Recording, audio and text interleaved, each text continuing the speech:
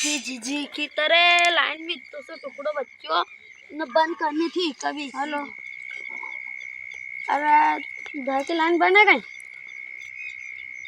हाँ चल अरे ना की बंद नहीं की थी। हाँ बाबा घर जाऊँगी थी जो घर गयो चालू हो जाएगी। हाँ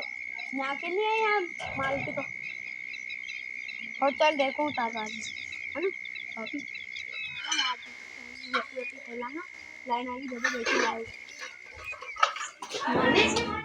माने के गेट तो खुले अने रोटी लगे दा की जी की तो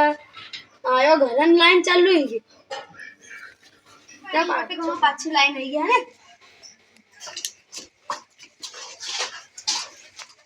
चालू कर दे चालू नहीं होती यार कभी नहीं होती चलो होगी चलो रे जल्दी कजा का पानी चढ़ना है को अरे यार चलो काका जी ने चालू कर दी नहीं यार चालू इतनी जल्दी की तो पानी नहीं आयो ओए चलो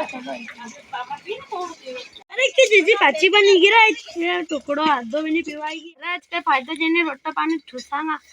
मतलब तो नहीं